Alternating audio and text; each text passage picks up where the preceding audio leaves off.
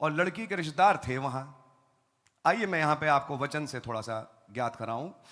मूसा के ज़माने में सोने का बछड़ा बनाया गया, और जब बछड़ा बना तो खुदावन का प्रकोप भड़का और मूसा ने वो पटियां मारी और वो बछड़ा खत्म हो गया। उस समय तब मूसा ने कहा, कौन है यहोवा की तरफ? आपको याद हो तो वहां यह लिखा है कि लेवी आए, उन्होंने कहा अपने भाइयों का, अपने जाति भाइयों का घात करो जो कि इस गुनाह में पड़े हैं इस मूरत को बनाने की। वो लेवी वंश चुना गया याजक पद्धति के लिए। तो लेवी वंश का याजक पद्धति में चुनना ही इस बात पे था कि उन्होंने सगा पराया नहीं देखा, उन्होंने वचन को पहला स्थान दिया, और चाहे अपना सगा भाई हो उसका कत्ल किया, चाहे अपनी सगी बहन हो उसका कत्ल किया, जिन्होंने मूर्ति बनाई। आइए से हम क्या समझें? आज हम राजा और याजक हैं, यानी कि अगर हम राजा और याजक हैं और हमारा तो लेवी से भी ऊंची पद्धति है और हमारा संस्कार खुदावन के साथ हुआ है, तो क्या हम अपने सगे से सगे रिश्तेदार में अगर ऐसा काम हो तो हाथ बटाएंगे? नहीं। शायद आपको नहीं मालूम, लेकिन आज मैं आपको वचन से ज्ञात करा रहा हूं। असल में हमारा वो बिल्कुल सगा था, हम सगे थे। तो मैं आप सगों की बात कर रहा हूं। आप सगे होंगे बाद में, लेकिन आपसे आपका उनसे भी ज्यादा सगा ये खुदा है। आप रैप्चर के लिए सगे होना चाहते हैं या इन चीजों के लिए, ये आपका फैसला है। पहली बात। दूसरी बात, ये मैंने वचन की आयत आपके सामने पढ़वाई, जिसकी टिप्पणी जब भाई ब्रनम ने कलीसिया काल के संदेश में दी तो समझाया कि कैसे बलाम का ही किस्सा लेके कैसे उसने बालाक के कहने पर इजरायलियों को श्राप देना चाहा, वो श्रापित हुए नहीं। तब उसने एक योजना बनाई, उसने एक पर्व बुलाया और पर्व में लोगों को इश्तिहार दिए, आप लोग आइए। और जब पर्व में लोगों को इश्तिहार दे के बुलाया तो वहां पे मुआवी लड़कियां अधनंगा नाची। नबी ने बोला ये सब, जिनको देख के मुआवी लड़कों में कामनाएं पैदा हुई, और तब जिमरी कोसबी को और ऐसी कई लड़के और लड़कियों के बीच में चक्कर हुआ जो कि खलतमलत हुई। फिर खुदा ने इजरायलियों को मारा। इस आयत को लेके नए अहदनामे में पिरगमुस में साफ लिखा है कि उन्होंने मूर्त पे चढ़ाई हुई वस्तुओं में भाग लिया। इसको लेके तब भाई ब्रनम ने, अगर आपने पिरगमुस का युग ब्रदर पढ़ा हो या सिस्टर पढ़ा हो, तो वहां स्पष्ट रीति से यह लिखा हुआ है, ये मूर्त के सामने चढ़ाए हुए में भाग लेने का आज क्या मतलब है। नबी ने बताया नीसिया काउंसिल हुई और उसमें लोगों को बुलाया गया, और जरूरत थी कि जो सच्चे थे वो वहां नहीं जाते। बोला नबी ने? नबी ने कहा सच्चों को वहां नहीं जाना चाहिए था। जो बात मैं आपसे आज कह रहा हूं, यह फैसला आगे भी एक आध ऐसी शादियां आएंगी के लिए मैं कर रहा हूं। आपकी समझ में आ रही है? उनका भी फैसला मैं कर चुका हूं, खुदा रहम करें। तो इसलिए मैं आपके सामने इन बातों को रख रहा हूं, ध्यान से सुनिएगा।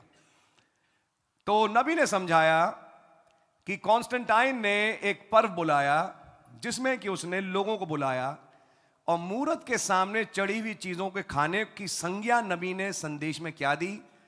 उनकी शिक्षाओं में भागीदार होना। बोला नबी ने? आप लोग हैं मेरे साथ? उनकी शिक्षाओं में, उनके संस्कारों में वो भागीदार हुए, अर्थात वो उनकी मूर्ति पूजा में शामिल हो गए। आपकी समझ आ रही है? और ये कौन थे?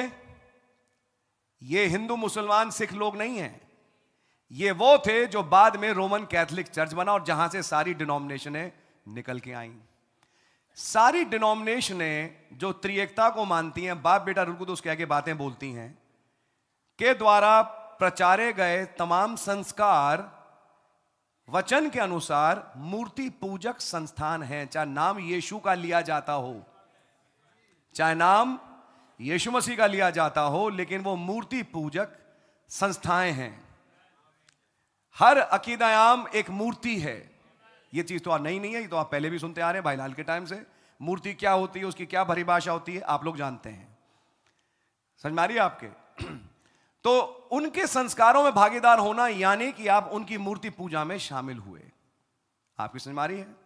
तभी मैंने यह आयत आपके सामने खोल के पढ़ाई, क्योंकि ये आयत जो बलाम की शिक्षा हुई, ये किसी और धर्म की नहीं है, ये उनकी है जो कहलाने वाले मसीह थे। इसलिए मैंने आपके सामने यह आयत पढ़ के सुनाई।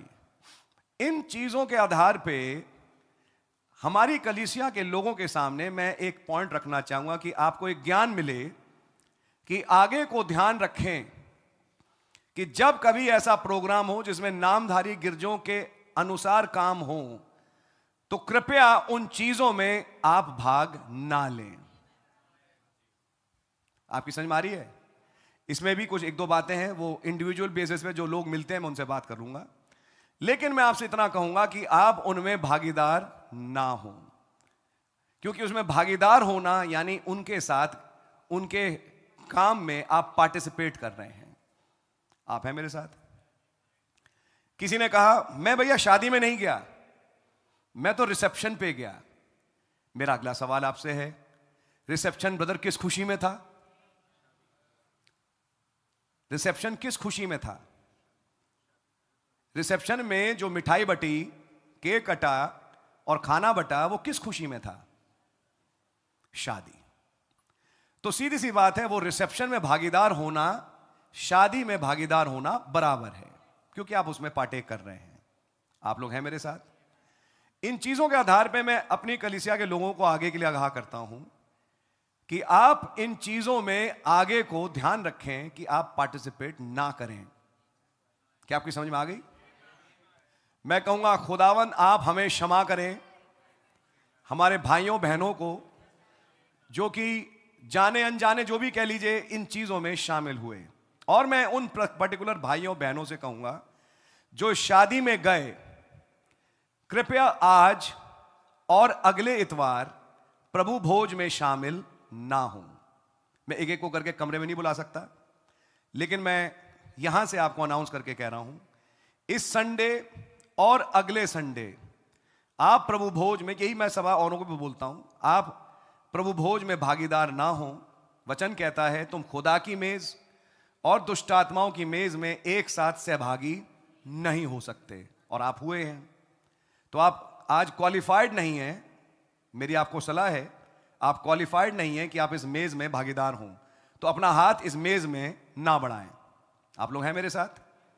और आज इस संडे और अगले संडे, तीसरे संडे से आप आइए जैसा करना है, और इन 2 संडे जब आप मेज में भागीदार नहीं होते हैं, अपना दसवांज भी मेरे पास लेके मत आइए। तीसरे संडे जब आप भागीदार हो, आप अपना दसवांज लेके आइए, मैं ग्रहण करूंगा। God bless you. तो मैंने चाहा कि मैं